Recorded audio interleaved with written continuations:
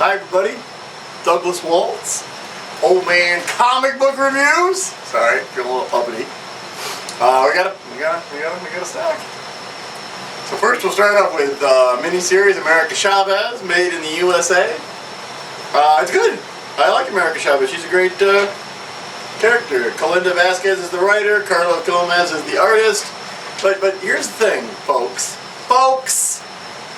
You need to stop retroing origin stories. It's like someone went to all the trouble to give you this great origin story, and it's like, but wait, that's not the real origin story. Other than that, this is a good book, and we'll be discussing. But I told everyone who it was. I gave the names! My camera person is looking at me. Do you want me to say them again? Kalinda Vasquez, Carlos Gomez! Ah! Great, I remember this time. Apparently dementia is going into the camera person. Alright, Iron Fist, Heart of the Dragon #5. We only got one more to go. Larry Hama, who's been around forever. Writing this, David Wachter. I think we discussed that last time. And it's basically, yeah, they're fighting dragons, and there's bad guys, and there's zombies, and who's this one idiot that's in it? What's his name?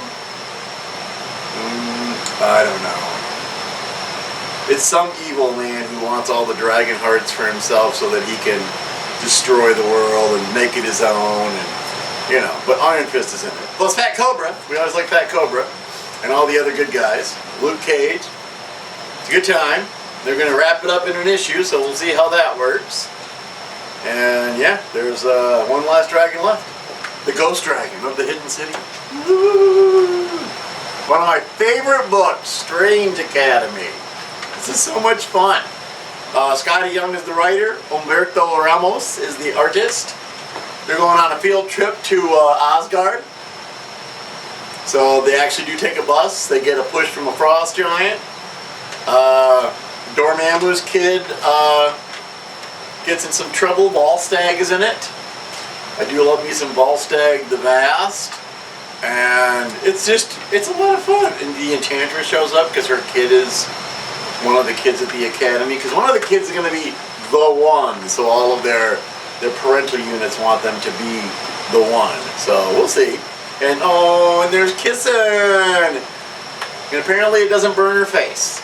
So I don't know why, but it was good. It was a very good, fun issue of them going on a field trip to Asgard. So there you go.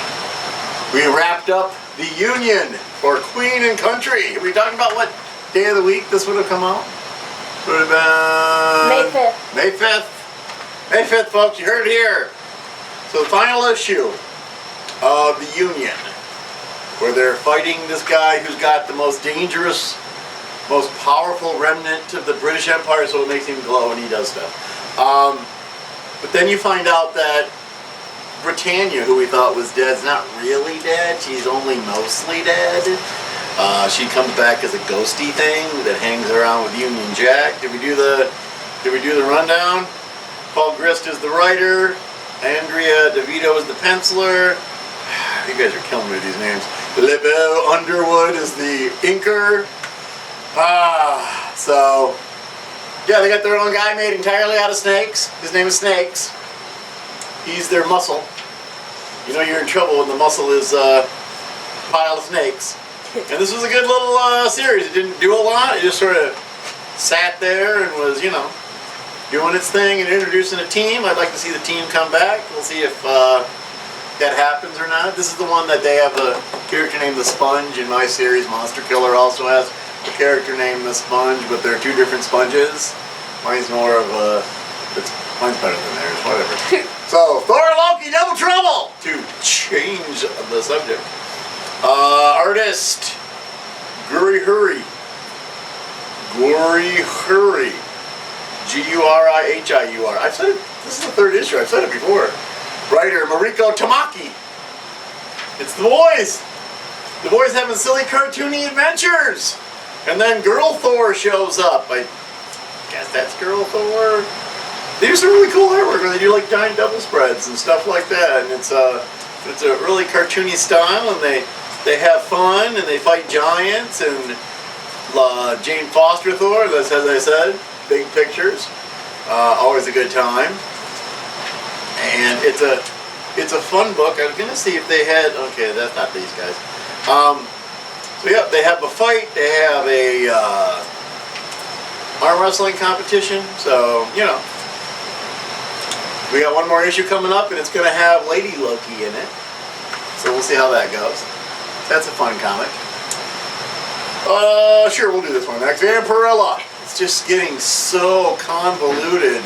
Now it's, writer Christopher Priest, artist and colorist Ergon Gundos. There's like 3 umlauts on this guy's name. 3, folks. You think I'm kidding?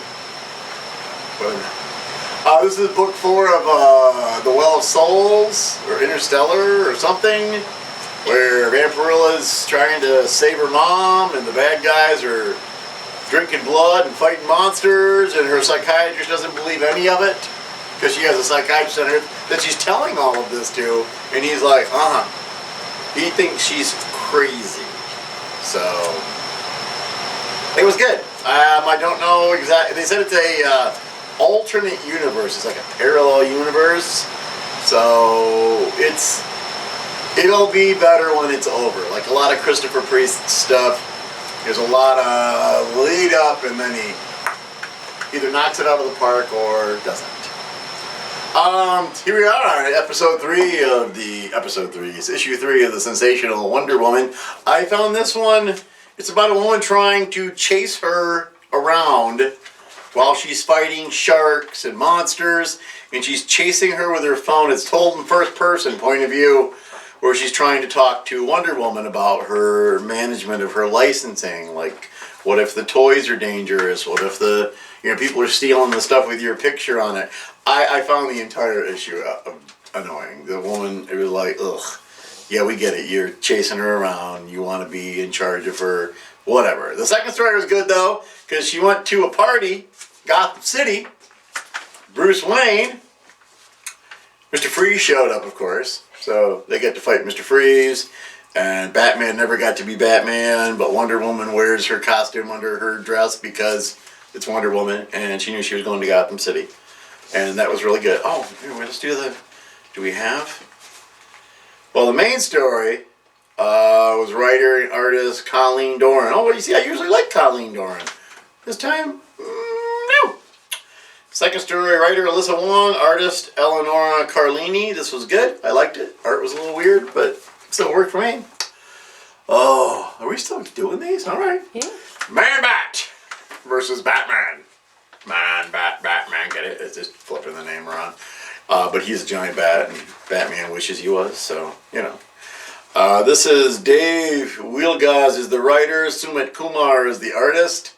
Scarecrow's tricking Man-Bat into working on a sonic gun for him, and it releases weird energies and stuff. Batman turns into a psycho because he gets hit with the sonic gun, and then Man-Bat actually has to talk Batman down, which is a big flip, because where he this is Man-Bat, big guy, got bat wings, stuff like that, but Batman with the new sonic Scarecrow thing thinks he looks like that right now. So it's like, oh God! And I think this is issue 4 of 5. So we get one more issue of this.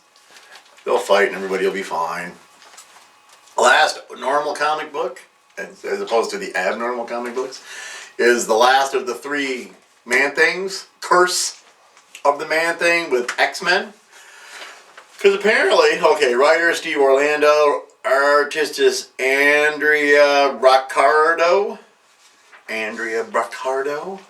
And so Ted Salas couldn't figure out how to make the formula work, so he made a deal with the demon by the name of Belasco. But Magic of the X-Men took over that portion of hell, so now she's in charge of his deal. And she's willing to just let it go. She's been letting a lot of people let it go. And there's this new weird thing where you can go into the mindscape of Man-Thing, and then you're in the Mindscape, and Ted Salas is there, and he knows he's there, and there's a girl with a shark head that works for magic, and she likes to bite stuff, and the whole thing is weird. It was, I don't know what they were thinking they were going to do, if they were going to introduce a new normal for Man-Thing. He got to burn somebody, because, you know, whatsoever knows fear burns at the Man-Thing's touch. So, I don't get it. It's, Velasco loses, Velasco gets it's called the Dreadscape. That's where Ted Salas is at. And it says, not the end. But, if you look, the only thing next is the 3 books collected into a thing with the cool cover, and I already bought the floppies, so to you. Alright, so we're going to wrap it up with a graphic novel. This is called Demonized. See, I have a friend by the name of Joe Sherlock who makes movies, and recently he put out a new one called Channel 99. If you go to his webpage called Skullface Astronaut, you can get it there. It's very good, all along with all of his other movies. And he also is a comic book artist. And this guy named Henry Weintraub wrote it. And Joe did all the drawing. Remind me of old school black and white from back in the day. And you got the kid who wants to be possessed by the devil. Or a demon. And, Gorgu. His name is Gorgu. The demon's name is, of course it is. But somebody else actually gets the demon, and it's fun. The interesting part for me is that the kid goes to Portage High School. We have a Portage High School around here. And at one point he's at Flipside Records, and we used to have a Flipside Records here. I asked Joe Sherlock about Henry. Ooh, got it right the first time. Woohoo! And he goes, well, I know he's from the Midwest. And I'm like, that's it? Because they're not anywhere near each other. Joe lives way out west in, I don't remember Joe, sorry, Oregon, something like that. Yeah, it's good stuff though. So Joe, I helped kickstart his movie, and the bonus was the book. So I got this great book called Demonized. If you don't have one, I would recommend getting one. It's fun. It felt very much to me like a 90s throwback, and I read a lot of black and white, interesting comic books in the 90s, and this reminded me a lot of that. Joe did a great job drawing it. You can get some gooeys, some blood and guts and stuff like that. So, and it even says splorch. So we didn't see the girls today. So Sophie and Fiona, if you're watching this, it's Mother's Day today. So you should hang out with your parental units. And we spoiled your grandma. So that's how that works. Next week, I don't know. I think there's like 5. I didn't keep track. We'll find out next week when you come and tune in and watch us. So be sure to go get some comic books. And have a good night. Bye.